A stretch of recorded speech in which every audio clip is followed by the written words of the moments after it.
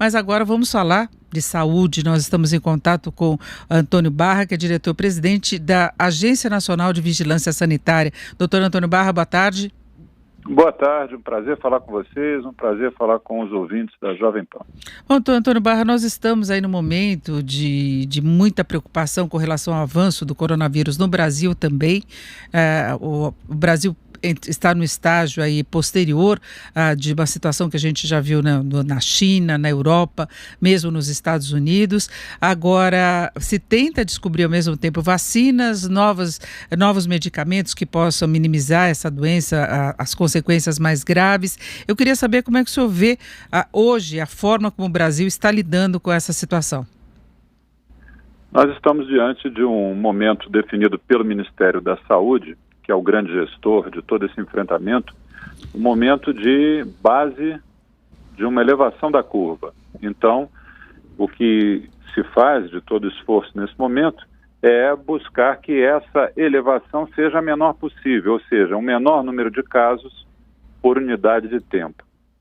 Paralelo a esse esforço, existem as notícias que vão sendo divulgadas já hoje dos protocolos de pesquisa, principalmente com substâncias que o Brasil produz, tem em estoque, que esperamos se demonstrem úteis, se demonstrem eficazes e seguras no enfrentamento da Covid-19.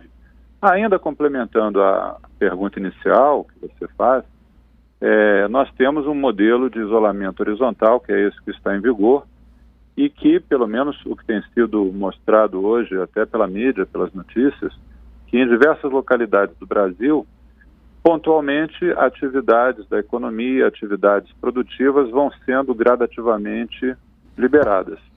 É uma resposta à situação também de grande dificuldade de fechar essa conta, de equacionar o problema entre a atividade econômica e a proteção à saúde. Realmente não é fácil, mas o Ministério da Saúde é o grande condutor do Brasil nessa questão e certamente teremos novidades nesse sentido nos próximos dias. Agora, Antônio Barra, o senhor não acha arriscado se reivindicar a liberação das atividades justamente no momento em que o senhor mesmo colocou que nós ainda estamos numa curva ascendente de casos, que a gente pode ver, inclusive, alguns saltos, porque acompanhando até o histórico de outros países, foi exatamente isso que aconteceu.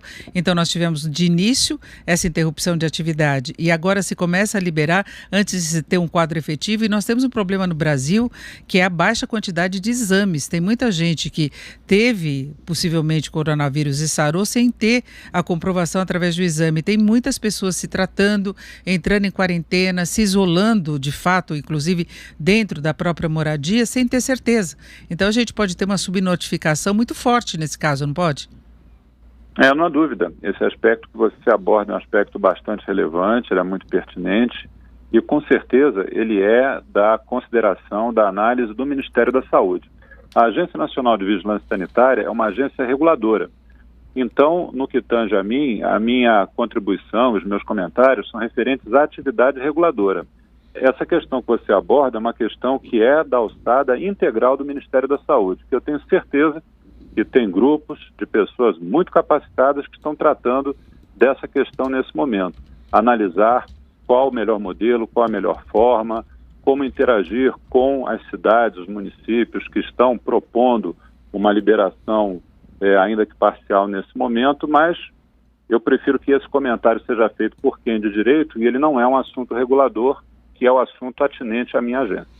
Agora, em relação à Anvisa, nós tivemos autorização para pesquisa com a hidroxicloroquina. Como é que se dá essa pesquisa? Qual o tempo para se ter certeza de que é um medicamento que pode, de fato, ser aplicado de uma forma mais ampla? Porque nós tivemos alguns resultados aí positivos de pessoas que conseguiram se recuperar a partir dessa aplicação, mas houve aí uma corrida, a compra do medicamento. Como é que se dá, de fato, essa pesquisa? Quanto tempo se tem que esperar? Esse tema é um tema muito interessante porque ele fornece uma esperança que eu acho que muito breve será um fato concreto. Então vamos fazer um breve histórico. A cloroquina ela surge em 1934, primeiro registro de síntese da cloroquina através da Bayer, laboratório alemão, e um remédio voltado inicialmente para o enfrentamento da malária, uma medicação com uma taxa de toxicidade elevada, muitos efeitos colaterais, mas eficiente no controle da malária.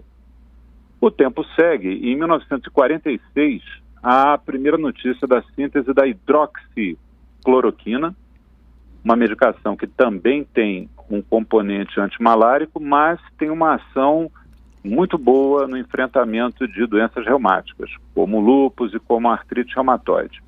Em 1955, o uso da hidroxicloroquina é então autorizado, é difundido, e chegamos a 2020 com a questão da Covid-19, onde em vários países do mundo o uso da azitromicina associada à hidroxicloroquina começou a mostrar resultados muito positivos e de maneiras variadas, tanto no paciente hospitalizado, quanto, segundo protocolos de pesquisa em andamento nos Estados Unidos. Por exemplo, nós temos um contato muito frequente com a FDA.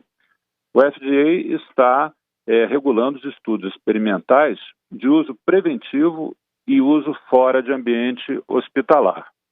Então, o Brasil ele tem uma facilidade muito boa em relação a isso, porque o Brasil tem um parque produtivo farmacêutico e tem, infelizmente, mas nesse momento se tornou um ponto de força, ele tem incidência de malária em seu território.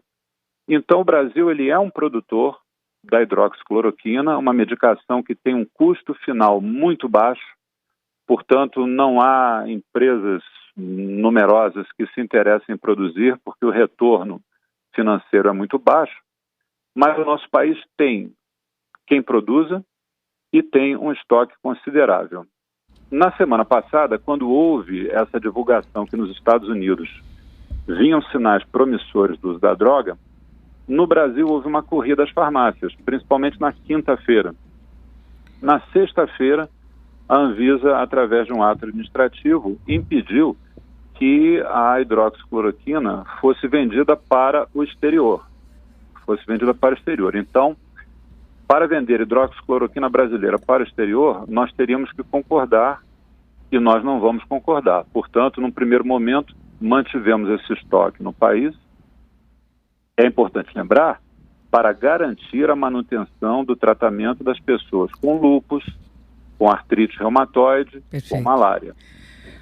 É lógico que num segundo momento, esperamos que os testes autorizem e mostrem quais são os protocolos de uso efetivo da hidroxicloroquina, haverá essa segunda indicação para um medicamento que já é sobejamente conhecido no mercado internacional. Então aí estará o país numa situação de conforto em face dos estoques que possui. Perfeito. Para concluir, só um detalhe que é muito importante, a população precisa saber que mesmo a hidroxicloroquina, com uma toxicidade menor do que a cloroquina, ela tem efeitos colaterais. Ela não pode ser usada de maneira desregrada, sem prescrição, isso simplesmente não é possível.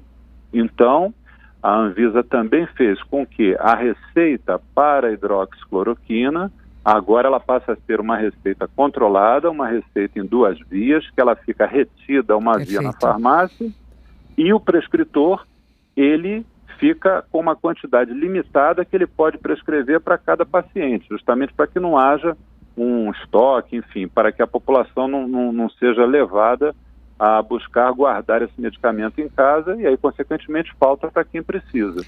Doutor Antônio Barra, eu agradeço muito as suas informações, muito importante essa pesquisa que já está sendo feita, já teve essa autorização da Anvisa.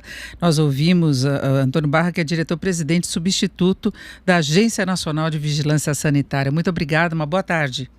Muito obrigado a vocês, uma ótima tarde para todos da Jovem Pan.